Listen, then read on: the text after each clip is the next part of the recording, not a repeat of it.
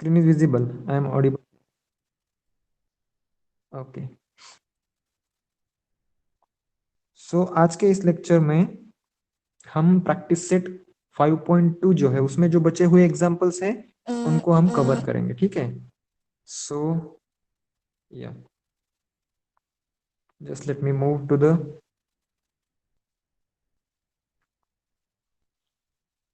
Okay your book.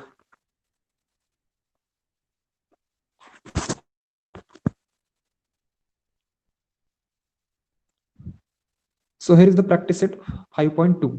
Okay, so इसमें जो fourth question है, क्या फोर्थ क्वेश्चन है? Fourth question is Sanjay gets fixed monthly income. Every year there is a certain increment in his salary.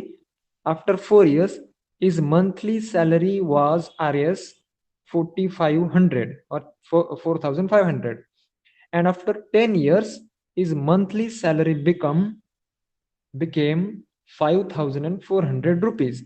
Then find his original salary and yearly increment.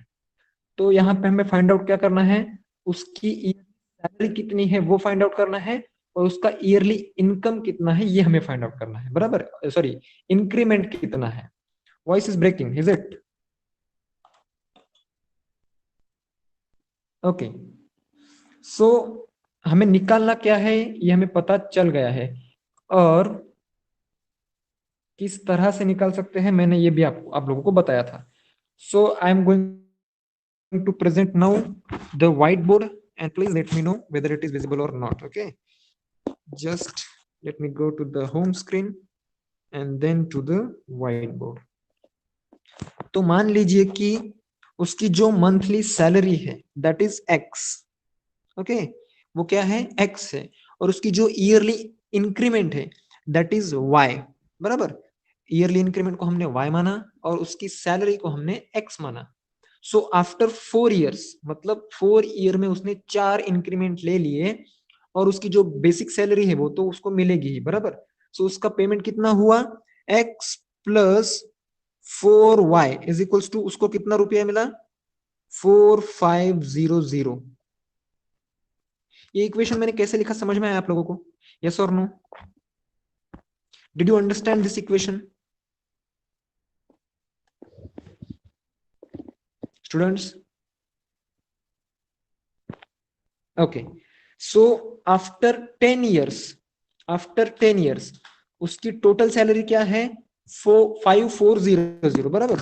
So X क्या है? उसकी basic salary plus increment of 10 years is 5400, बराबर? So what we have to find out? We have to find out his monthly salary as well as his increment. ठीक है, so कैसे find out कर सकते हैं? We can use the elimination method for this, isn't it? So मैं अगर first equation में से सेकंड इक्वेशन को सब्ट्रैक्ट कर दूं तो मुझे y की वैल्यू मिल सकती है. सो मैं साइन चेंज करूंगा, ठीक है? यहां पे हो जाएंगे साइन चेंज. सो x में से x गया, सो यहाँ पे कुछ भी नहीं बचेगा. 10y में से 4y गया, सो यहाँ पे बचेगा -6y, बराबर? और यहाँ पे क्या बचेगा? यहाँ पे बचेगा -900. करेक्ट और नॉट? समझ में आ रहा है? Okay, now -6y is equal to -900 है, तो इस दोनों माइनस को हम क्या कर सकते हैं? निकाल सकते हैं. ये दोनों अगर माइनस चले जाएंगे तो हमारे पास क्या बचेगा? 6y इज इक्वल्स टू 900 बचेगा, बराबर? सो y इज इक्वल्स टू क्या आएगा? y इज इक्वल्स टू आएगा 150, बराबर? सो 150 क्या है? 150 इज हिज ईयरली इंक्रीमेंट, मतलब उसे हर साल इतना इंक्रीमेंट मिल रहा है. सो हमने उसका इंक्रीमेंट तो फाइंड आउट कर लिया. Now what we have to find out? We have to find out his basic salary. Basic salary कैसे फाइंड आउट करेंगे? तो हमारे पास एक इक्वेशन था. कौन सा इक्वेशन था? इक्वेशन था x plus 4y is equals to 4500, बराबर? ये इक्वेशन था. सो हम y की वैल्यू यहाँ पे पुट कर सकते हैं। y की वैल्यू क्या है, 150 है। सो x plus 4 multiplied by 150 that is 600 बराबर। सो यहाँ पे आएगा 4500। सो x इज इक्वल्स टू क्या आएगा, x इज इक्वल्स टू आएगा 3900। सो उसकी जो सैलरी है basic salary that is 3900। Okay, his basic salary is 3900 and increment is y is equals to 150। ये आप लोगों ने लिख लेना है, अगर नहीं किया है तो लिख लीजिए।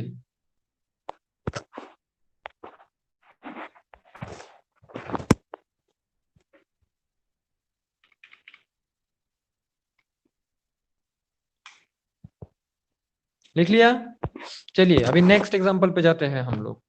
Next example is the price of 3 chairs and 2 tables is 4500 rupees and the price of 5 chairs and 3 tables is 7000 rupees. Then find the total price of 2 chairs and 2 tables. अभी मैं सिर्फ आप लोगों को बताऊंगा और आप लोग लिखेंगे। लिखिए, आंसर लिखना शुरू कर दीजिए। क्या लिखेंगे आप आंसर में? Let the price of chair be x and let the price of table be y. ये लिख लीजिए नोटबुक में। Price of chair is x and price of table is y.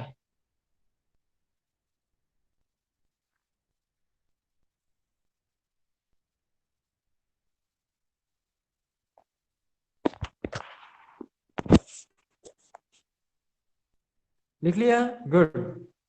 सो अभी उसके बाद में as we have given price of 3 chairs, 3 chairs मतलब कितना, 3x बराबर, 3x। और प्राइस ऑफ 2 tables, 2 tables यानी 2y, isn't it? 2y, sorry 2y, 2y is equals to कितना है, how much is it? 3 chairs और 2 tables की कीमत कितनी है, 4500।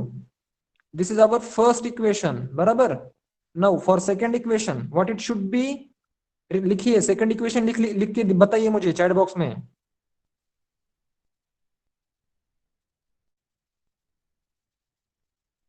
Right down the second equation in chat box.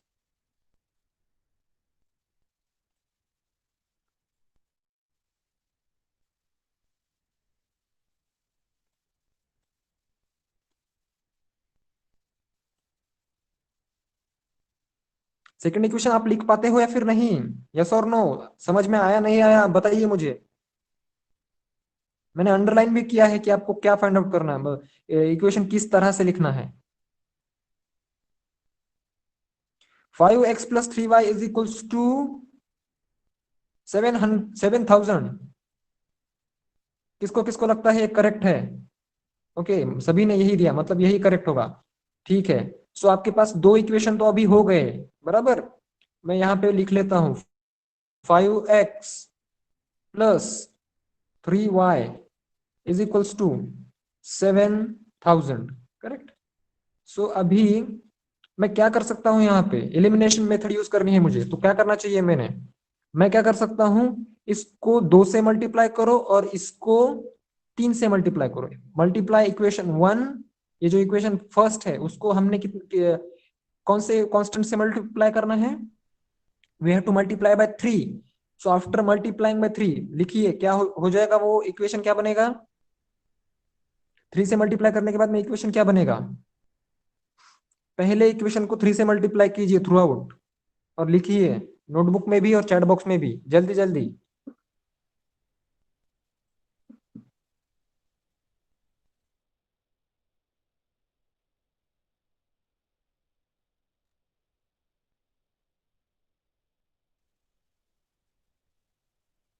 इतना समय क्यों लग रहा है? पहले इक्वेशन को 3 से मल्टीप्लाई करना है और जल्दी से इक्वेशन लिख लेना है, इसमें इतना टाइम नहीं लगना चाहिए। अगर नहीं आता है तो ऐसे बता दो। ठीक है, मैत्रेय ने बता दिया 9x plus 6y is equals to 13500 which is correct. Now multiply second equation with 2, multiply second equation with 2, तो क्या आएगा 10x plus 6y is equals to 14,000, बराबर। तो इसमें से हम क्या एलिमिनेट कर सकते हैं, व्हाट वी कैन एलिमिनेट, बताइए। 6y एलिमिनेट किया जा सकता है, बराबर। सो कीजिए फिर, एलिमिनेट करके बताइए मुझे क्या आया आपका, x की वैल्यू क्या है बताइए।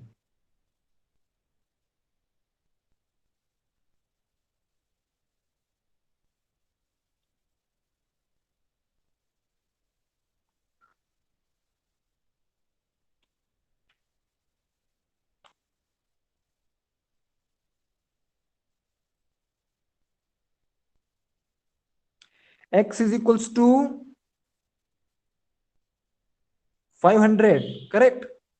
सो x is equals to 500 means price of chair is 500, 500 rupees में एक चेयर मिल रही है, बराबर। So x is equals to 500 रखिए कोई भी एक इक्वेशन में और y की वैल्यू निकाल के बताइए जल्दी।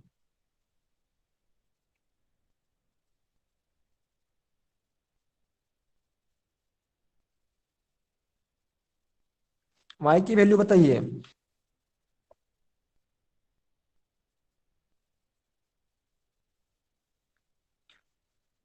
देखिए फर्स्ट इक्वेशन में अगर हम x की वैल्यू रखते हैं that is 500, so first term will become 1500, बराबर।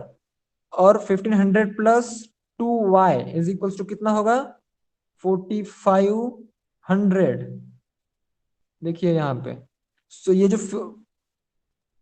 1500 है वो यहाँ पे जाके माइनस हो जाएगा, सो 2y इज इक्वल्स टू क्या बचेगा 3000, and y will be y is equals to 1500, बराबर। सो एक चेयर की प्राइस है 500 और टेबल की प्राइस है 1500। सो हमें फाइंड आउट क्या करना है, we have to find out price of two chairs की प्राइस कितनी हुई 1000 रुपीज, और टू टेबल्स की प्राइस कितनी हुई 3000 रुपीज। सो दोनों का एडिशन करेंगे तो कितना हो जाएगा, टोटल कितना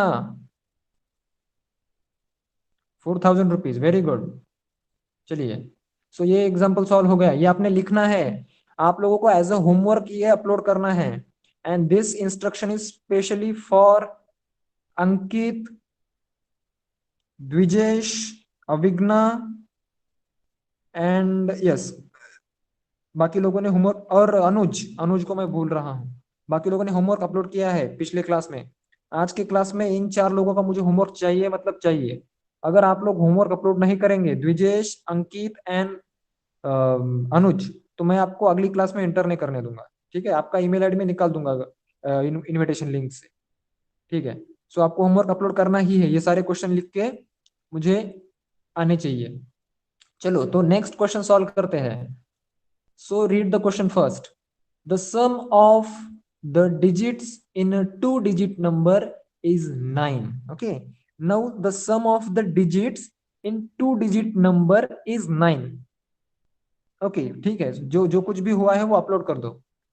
सो what can be the first equation, हमने फर्स्ट लाइन रीड कर ली। So the sum of the two digits of a number is 9। तो मान लीजिए कि एक टू डिजिट का नंबर है और वो नंबर है एक्स वाई। एक्स का वैल्यू कुछ भी हो सकता है, 1 to 9 और 0 to 9, नो 1 to 9 ही रहेगा, 0 to 9 नहीं। और वाई का वैल्यू कुछ भी रह सकता है, 1 to 0, 1 2 3 4 5 6 7 8 9, 0 कुछ भी रह सकता है, ठीक है।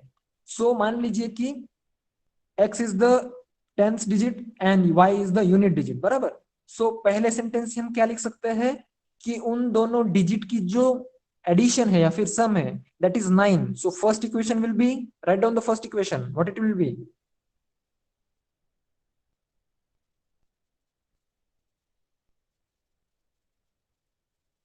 ऐसा होगा या फिर नहीं, x plus y is equal to 9, very good. चलो, now the number obtained by interchanging the digits exceeds the original number by 27. ठीक है, find the two digit number. तो जो हम नंबर ऑब्टेन करने वाले हैं after interchanging the digits, then the number exceeds the original number by 27. So first of all we will need the original number. So what is original number? What is original number? So original number क्या रहेगा? X Y नहीं, देखिए x यहां पे गलती हो जाएगी हमारी, एक्स और वाई की वैल्यू हमें पता नहीं है। सो हमारा ओरिजिनल नंबर रहेगा 10x plus y. This is our original number, बराबर। अगर मैं 96 लिख लेता हूं, बराबर, मैंने 96 नंबर लिख लिया, सो मेरा x जो है वो 9 है और y जो है वो 6 है। सो 10x मतलब 9 multiplied by 10 that is 90 plus 6 96 हो जाएगा। समझ में आया? देखो एक्स वाई हमारा नंबर क्यों नहीं है? एक्स वाई अगर हमारा नंबर रहेगा सो उसको अगर हम इंटरचेंज करेंगे तो उसका मीनिंग चेंज हो जाएगा। एक्स वाई है, एक्स वाई को मैं ऐसे नहीं लिख सकता 10x प्लस वाई। अभी मान लीजिए कि मेरा नंबर 96 है, बराबर, 96 नंबर है। सो अगर मैं इसके डिजिट्स इंटरचेंज कर लेता हूं 69 बनेगा, बराबर। सो मैं 96 को 10x प्लस वाई के फॉर्म में क्यों नहीं लिख सकता? लिख सकता हूं ना, 10x यानी 9 multiplied by 10 is 90 and 6 y is 6, so 90 plus 6 is 96। मतलब मैंने सेम ही लिखा, उसका मीनिंग चेंज नहीं हुआ, बराबर। समझ में आ रहा है? Okay, now after interchanging the digits the original number, the number obtained by interchanging the digits exceeds the original number by 27। मतलब अभी हम एक नंबर फॉर्म करेंगे, कौन सा नंबर फॉर्म करेंगे? By interchanging its digits. So अभी इसके लिए मैं क्या लिख सकता हूं? 10 मल्टीप्लाइड बाय y, अभी 10 मल्टीप्लाइड बाय y आएगा, बराबर। y जो है अभी टेंस प्लेस पे आया ना, ये अगर मेरा नंबर एक्स वाई है तो मैं उसको चेंज करूंगा तो वाई एक्स बन जाएगा। सो टेंस प्लेस पे क्या आया? y आया। So 10y plus x is equals to कुछ भी नहीं फिलहाल, तो ये नंबर जो है वो इंटरचेंज डिजिट इंटरचेंज करके आया। लेकिन ये नंबर जो है इस नंबर से, ये नंबर इस नंबर से कितना बड़ा है? 27 से बड़ा है। This number is greater than this number by 27, क्योंकि उन्होंने हम उन लोगों ने हमको दिया है ये। समझ रहे हो? समझ में आ रहा है? सो अभी देखिए, अभी हमारे पास तीन फॉर्मूलाज मिल गए, x plus y is equals to 9, 10x plus y और 10y प्लस एक्स, बराबर या गलत? सही है गलत? गलत क्यों? क्योंकि ये जो दो फॉर्मूलाज है वो इंटर रिलेटेड है, एक दूसरे से कनेक्टेड है। किस तरह से कनेक्टेड है? Now I am just writing it on white board, I will show you in a while, okay. So what is the first number? First number or the original number is, I'm just reading while writing, original number is 10x plus y and the derived number or the new number is 10y plus x, बराबर। देखिए this is our original number and this is the derived number, बराबर। So derived number जो है वो इससे कितना बड़ा है? 27 से बड़ा है। मतलब ये नंबर कितना छोटा है? 27 से छोटा है। This number is less 27 less than this number. So अगर मैं इसमें 27 ऐड कर दूं, बराबर, तो क्या हो जाएगा? ये दोनों नंबर इक्वल हो जाएंगे कि नहीं? यस और नो? मैंने यहां तक सही लिखा है फिर गलत लिखा? ओके, सो देखो अभी क्या करना है, एक्स और वाई की जो टर्म है वो लेफ्ट साइड में रहेंगे और जो कांस्टेंट टर्म है वो राइट साइड में जाएगी। सो अगर ये एक्स इधर आएगा तो क्या बन जाएगा? 9x बन जाएगा। 10x माइनस एक्स बनेगा 9x, और ये अगर 10y यहां पे आ जाए तो ये बनेगा 9y। समझ में आया? और ये बचेगा 27।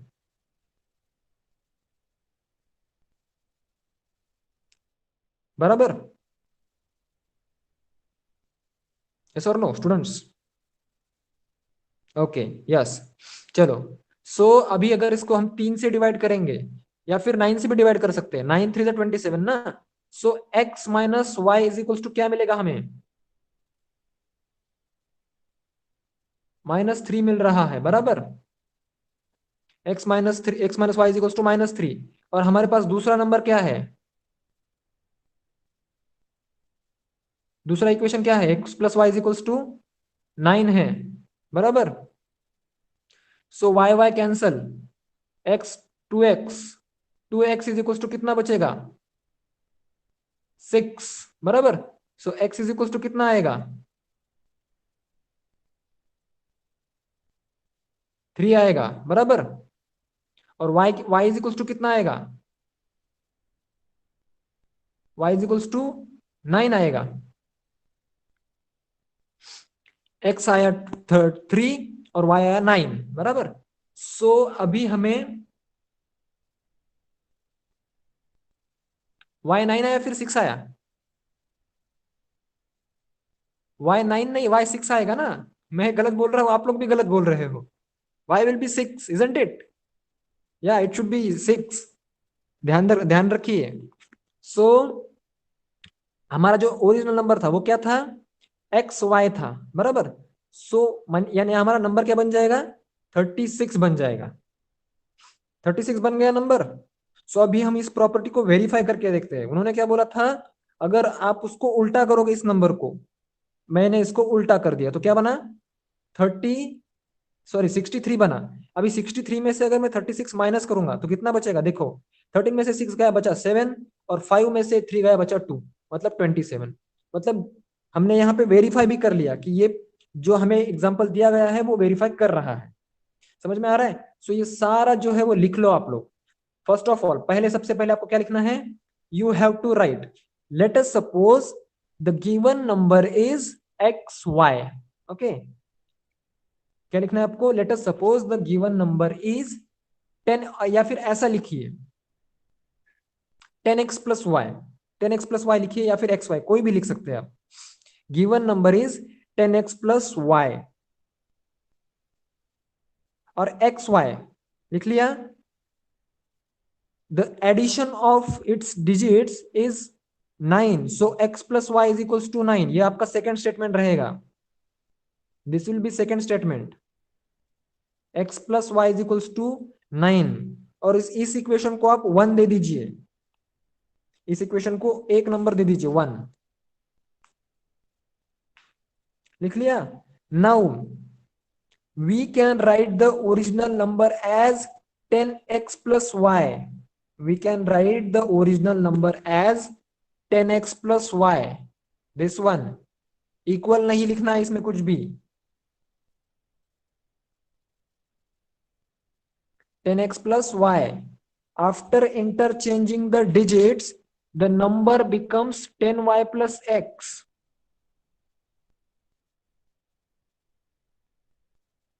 लिख रहे हो जल्दी जल्दी? 10y plus x।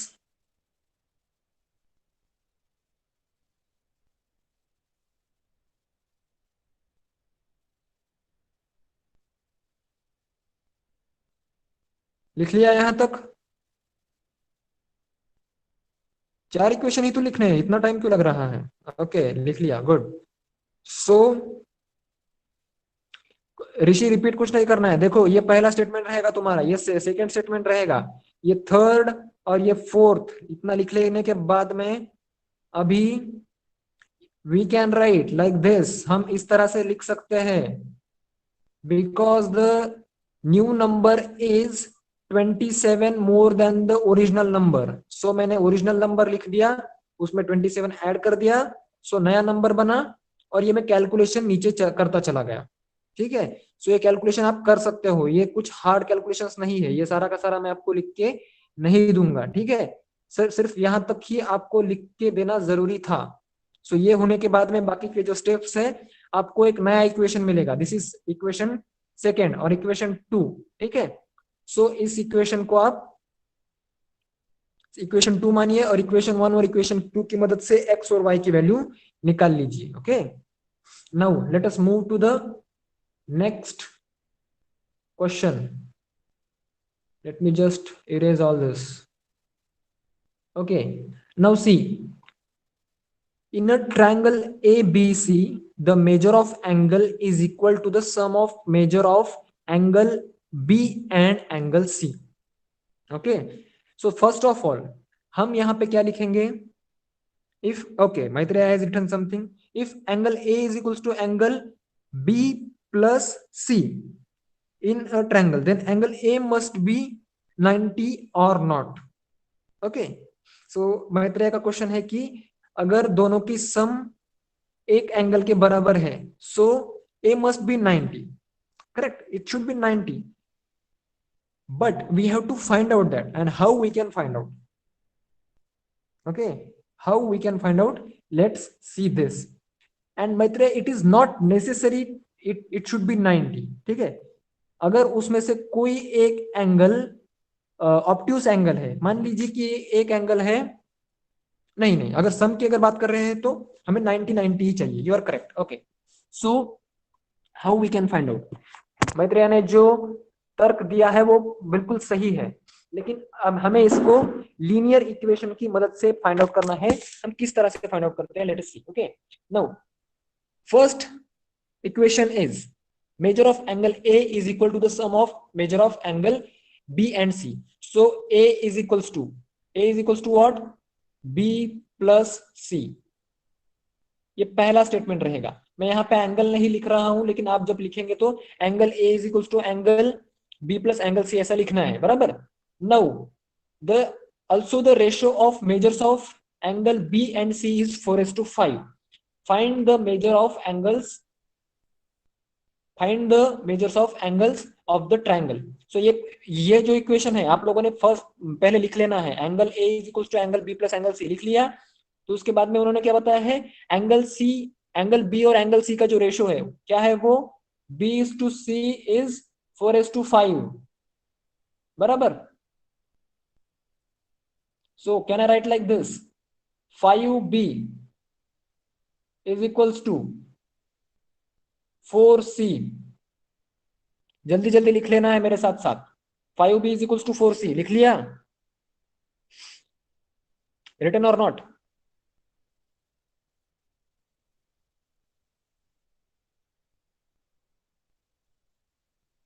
हाँ लिख लो फिर जल्दी जल्दी.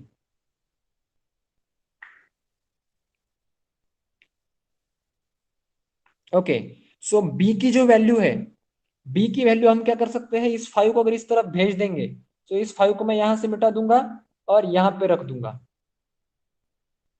सॉरी, ये 5 लिखना है ना यहाँ पे मुझे, मैं बी क्यों लिख रहा हूं? सो बी की जो वैल्यू है वो 4c डिवाइडेड बाय 5 रहेगी. हो गया? तो देखिए अभी अगला सेंटेंस क्या है, पढ़िए. A plus b plus C is equals to 180. ये हमें दिया नहीं गया है. दिया गया है क्या? हमें नहीं दिया गया है. हमें उन्होंने उन्होंने हमें नहीं दिया है कि ए प्लस बी प्लस सी 180 है. लेकिन ये हमें पता है. क्यों? क्योंकि ट्राइंगल के जो सारे एंगल रहते हैं उनकी सम क्या रहती है? 180 रहती है. नाउ देखिए, ए इज इक्वल्स टू क्या है? ये सेंटेंस लिखने के बाद में a is equals to b plus c, तो मैं इस ए की जगह पे फिर से बी प्लस सी अगर लिखूंगा तो पहले से ही बी प्लस सी है और फिर एक बी प्लस सी ऐड हो जाएगा, तो यहाँ पे क्या बन जाएगा? 2b प्लस 2c बन जाएगा. 2b प्लस 2c बन जाएगा. समझ में आया या फिर नहीं? यस और नो? Okay, yes. बाकी लोग, मैंने 2b प्लस 2c क्यों लिखा? समझ में आया? Okay, good. सो नाउ हम आगे क्या कर सकते हैं? बी की वैल्यू सब्सटीट्यूट करो. बी की जो वैल्यू है वो 4c/5 लिखो. देखो, 2 multiplied by 4 that is 8c by 5 as it is plus c is equals to कितना हुआ? 180, बराबर. अगर ये सब आप लोगों ने लिख लिया है तो मैं इसको मिटा देता हूं, मिटा दूं? चला इरेज दिस ऑल, चला इरेज दिस, यस और नो? या okay, so focus on this. 8c divided by 5 is equals to 180. Now अगर हमें इसका एडिशन करना है तो what we have to do, we have to equalize the denominator. So मैंने यहाँ पे c को क्या किया, 5 से मल्टीप्लाई किया और 5 से डिवाइड कर दिया, बराबर. सो उसका डिनोमिनेटर जो है वो इक्वल हो गया. And 13c is equals to कितना आया, 13c divide by 5 is equals to 180, बराबर. यस और नो? या. नाउ 5 को अगर इस तरफ भेजेंगे तो ये मल्टीप्लाई में जाएगा, बराबर. सो 18 मल्टीप्लाइड बाय 5 कितना होता है,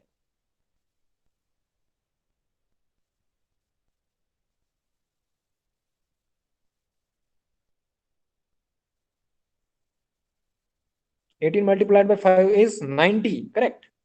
So 13c is equals to 9000,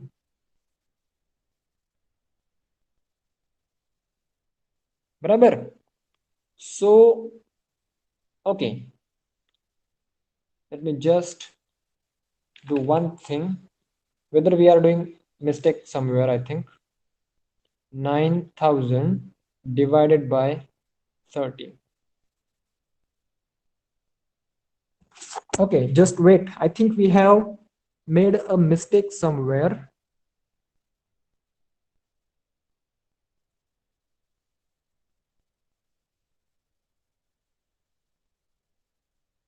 Just let me write it again. Okay, just wipe it out.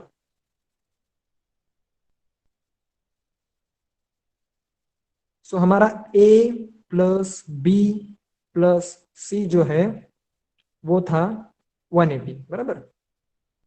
और a जो है वो b प्लस सी के बराबर है, तो 2b plus 2c is equals to 180 degrees. ये भी सही है, करेक्ट. और b प्लस सी जो है, b plus C is going to be 90 degree. ठीक है, b plus C is going to be 90 degree. अगर b प्लस सी 90 डिग्री है तो ये a क्या बनेगा, a will also be 90 degree, बराबर. सो अभी हम b और c की वैल्यू किस तरह से फाइंड आउट कर सकते हैं, how we can find out the value of b and c. b and c can be anything, 30-60, 40-50 और 20-70, बराबर. तो हमें इन b और c को अगर फाइंड आउट करना है, सो उन्होंने b और c का रेशो दिया है, b divided by c is equals to, I think it is 4:5, 4 divided by 5, बराबर. So 4c is equals to 5b, correct. Now c is equals to, हम अब यहाँ पे c को सब्स्टिट्यूट करते हैं, 5b divided by 4, 5b divided by 4 is c. Now अगर हम c की वैल्यू यहाँ पे रख दें तो b plus 5b divided by 4, और यहाँ पे ओके, बराबर है, चलो ठीक है, तो 90 हो जाएगा, बराबर. सो अगर हम इसको 4 से मल्टीप्लाई करेंगे तो 4b plus 5b divided by 4 is equals to 90, बराबर. अगर ये 4 इधर चला जाएगा, 90 से मल्टीप्लाई हो जाएगा, तो 90 मल्टीप्लाइड बाय 4 हो जाएगा 360, correct. Now 9b is equals to 360. So अगर 9 इधर चला जाएगा तो b क्या बनेगा, 9 4 जा 36, सो b विल बी 40. ठीक है, अभी a की वैल्यू हमें पता है, b की वैल्यू हमें पता है, और c की वैल्यू क्या आएगी, 50 आएगी. ठीक है, तो आप सब लोगों को ये कैलकुलेशन आई होप समझ में आए हैं. These are very easy calculations. आप एक काम कीजिए, मोबाइल का स्क्रीनशॉट निकाल लीजिए, बाद में लिख लीजिएगा. ओके, सो पहला स्क्रीनशॉट स्क्रीन का निकालिए, निकाल लिया.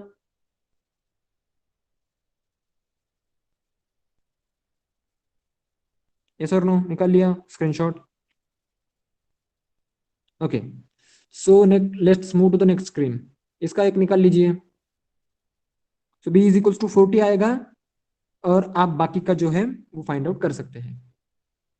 ठीक है, now we will take one last example, और एक जो एग्जांपल बचेगा वो एग्जांपल आप लोगों को ही सॉल्व करना है। ठीक है,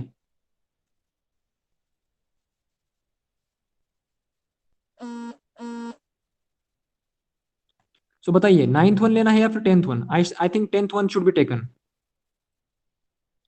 आई शुड टेक 10th वन, बराबर। मैं 10 नंबर का एग्जांपल ले लेता हूं, 9th वन जो है आप ट्राई कीजिए। सो पढ़िए, in a competitive examination there were 60 questions. Okay, there were 60 questions. The correct answer could carry 2 marks, and for incorrect answer 1 mark would be subtracted. Yashwant attempted all the questions and he got total 90 marks. How many questions he got wrong? अभी total questions कितने हैं? 60 है। हर एक question को कितने marks है? 2 marks है। और इनकरेक्ट क्वेश्चन को कितने मार्क्स है? 1 मार्क है, बराबर। सो यशवंत ने जो है, मान लीजिए कि एक्स क्वेश्चन जो है वो करेक्टली सॉल्व किया। Okay, x question correctly solve किए, और वाई क्वेश्चन में उसने क्या कर दी गलती कर दी, बराबर। एक्स क्वेश्चन उसने करेक्ट सॉल्व किए और वाई क्वेश्चन जो है उसके गलत हो गए। लेकिन टोटल क्वेश्चन जो है वो, मतलब सही क्वेश्चन जो है वो भी क्वेश्चन में गिना जाएगा और जो गलत हुआ वो भी क्वेश्चन में गिना जाएगा। मतलब दोनों ही क्वेश्चन ही है ना, तो दोनों की एडिशन कितनी हो जाएगी? दोनों की एडिशन हो जाएगी 60।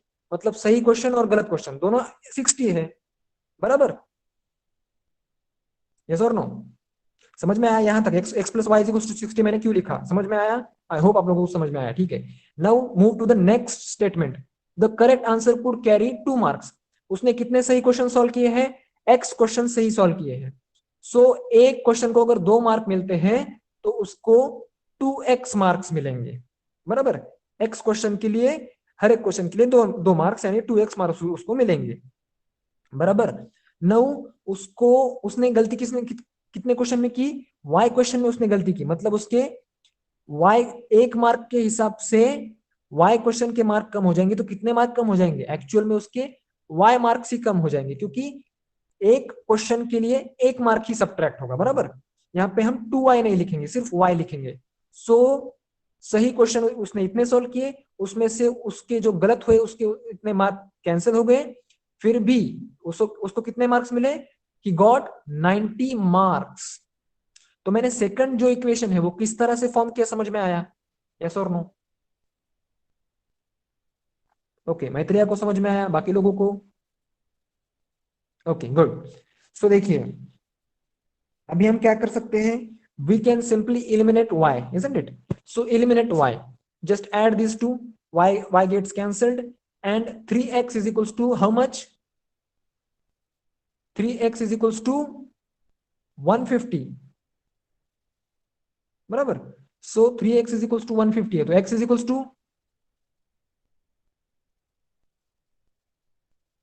x is equals to, I think 50 should be there ना, yeah, 50। x is equals to 50। अभी x is equals to 50 है, तो y कितना आएगा फिर? टोटल क्वेश्चंस 60 है, सही क्वेश्चंस उसने 50 सॉल्व किए, और गलत क्वेश्चन उसने कितने सॉल्व किए? फिर 10 क्वेश्चंस उसने गलत कर दिए, बराबर। तो देखिए, सही क्वेश्चंस के 2 मार्क पर क्वेश्चन के हिसाब से कितने मार्क बनेंगे? 100 मार्क्स बनेंगे। लेकिन 10 क्वेश्चंस गलत हो गए, इसलिए 10 मार्क्स कम होंगे, और the total marks will be 90। मतलब हमारी जो कंडीशन है वो सेटिस्फाई हो रही है। और उन्होंने हमें क्वेश्चन में क्या पूछा है? They have asked us to find out how many questions he got wrong. So what should be the answer? He got 10 questions wrong. He got 10 questions wrong. ऐसे आप लोगों ने लिखना है। ओके, तो अभी ये जो 9th वाला है, 9th वन के लिए मैं आपको एक हिंट दे देता हूं, सॉल्व तो आपको ही करना है। ओके, आप 2 इक्वेशंस किस तरह से फॉर्म कर सकते हैं, इसकी मैं आपको एक हिंट दे देता हूं। So see, divide a rope of length 560 centimetre into 2 parts. तो 2 पार्ट्स में अगर हम इस रोप को डिवाइड कर लेते हैं सो मान लीजिए कि एक पार्ट की लेंथ है x, दूसरे पार्ट की लेंथ है y, सो दोनों की लेंथ कितनी हुई 560, बराबर 560 सेंटीमीटर्स। मैंने पहला इक्वेशन तो आपको फॉर्म करके दे दिया। Now two parts such that twice the length of the smaller part. अभी मान लीजिए ये जो x है दैट इज स्मॉलर पार्ट, और जो y है that is a bigger part of that rope. Okay, now twice the length of smaller part that is 2x। समझ में आया? Smaller the part of twice the length of smaller part, यानी 2x ले लिया मैंने, x को मैंने smaller length मान लिया। यहाँ पे आप y को भी स्मॉलर लेंथ मान सकते हैं, कोई प्रॉब्लम नहीं। Is equal to 1/3 of the larger part, is equal to 1/3 of the what larger part. So 2x is equal to 1/3y। समझ में आया ये दो इक्वेशंस मैंने किस तरह से फॉर्म किए? यस और no?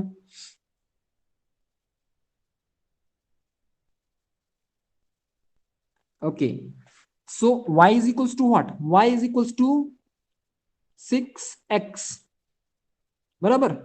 y is equals to 6x। सो अगर मैं इस y की वैल्यू यहाँ पे पुटअप कर दूं तो क्या बन जाएगा? यहाँ पे 7x इज इक्वल्स टू 560 बन जाएगा, बराबर। So x is equals to कितना बनेगा? 560 divide by 7, 80। x is going to be 80।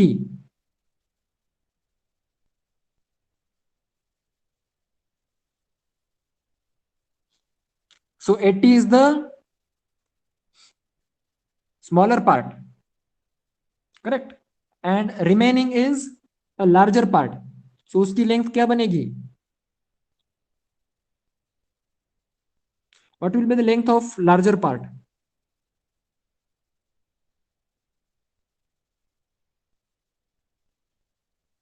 no, 80 multiplied by 6 should be there na, 80 multiplied by 6 should be there। See larger part जो है वो y है ना, सो यहाँ पे x की वैल्यू अगर हम 8 रखेंगे तो 8 6 48, सो 480 should be the answer. 480 centimetre should be the answer. या फिर आप ऐसे भी सॉल्व कर सकते हो, देखो x इज इक्वल टू अगर 80 है तो x प्लस वाई 560 रहेगा, ये 80 यहाँ से इधर अगर सब्सट्रैक्ट हो जाएगा तो 480 बन जाएगा, बराबर। Yes, so 480 should be the answer. आपके बुक में आंसर गलत दिया है। ओके, अगर आप प्रैक्टिस सेट 5.2 का आंसर देखेंगे बुक में जाके तो कुछ 420 दिया है, which is wrong. Okay, so 80 is the length of smaller part and 480 और 480 is the length of larger part. ठीक है, सो अभी मेरा पढ़ाना तो बाकी होगा। मैंने आपको 9th क्वेश्चन भी सॉल्व करके ही दे दिया लगभग, हिंट देने के हिंट देना चाहता था तो क्वेश्चन ही सॉल्व कर दिया, कोई प्रॉब्लम नहीं। चलो, सो मैं अभी आपको कुछ क्वेश्चन पूछूंगा, अभी सोनली आपको ही क्वेश्चन के आंसर करना है, मैं आंसर नहीं करूंगा। First one, if 3x plus 5y is equals to 9 and 5x plus 3y is equals to 7, then what is the value of x and x plus y?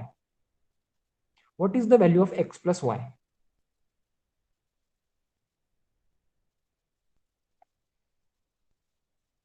Option A 2।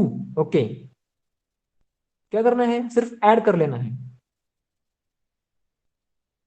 सो 2 आएगा, correct, it is very easier one. x plus y should be 2। Now, when 5 is subtracted from length and breadth of the rectangle, the perimeter becomes 26. What is the mathematical form of the statement? When 5 is subtracted from the length and the breadth of the rectangle, the perimeter becomes 26. What is the mathematical form of the statement?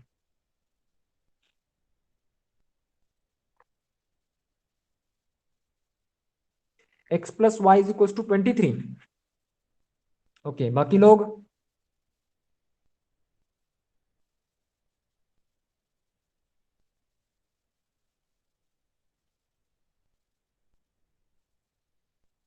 How सी, लेकिन क्यों सी? क्यों Y C?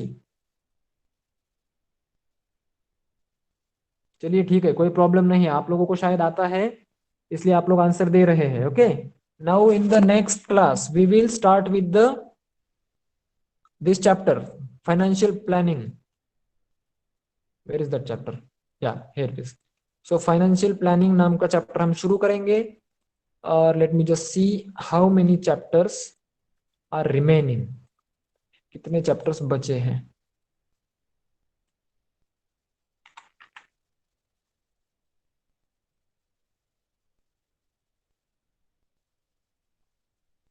Okay, so financial planning और statistic दो ही chapter बचे हैं, बाकी हमारे सारे चैप्टर हो चुके हैं। इन सब चैप्टर की रिवीजन करते रहिए, क्वेश्चन सॉल्व करते रहिए। अगर आपको कोई प्रॉब्लम आता है तो गूगल क्लासरूम पे आप मुझे लिख सकते हैं। ओके, सो आज के क्लास के लिए बस इतना ही। होमवर्क सबने अपलोड करना है, specially warning for Anuj, Ankit, Avighna and Dwijesh. Okay, Ankit तो आज भी पूरा क्लास अटेंड नहीं किया है अंकित ने, I don't know what is the reason, but whatever it is. तो चलो बाय बाय एवरीवन, होमवर्क कीजिए, अपलोड कीजिए। होमवर्क अगर आप कल परसों भी, ओके अगर आप कल परसों भी होमवर्क अपलोड करते हैं तो भी कोई इशू नहीं है, आज रात में ही अपलोड करना है, it is not necessary. But before our Thursday's class your homework should be completed and submitted. Okay, solve कीजिए, चलिए bye bye, leave the meeting now. Okay, welcome, bye bye. चलो एवरीवन, लीव द मीटिंग।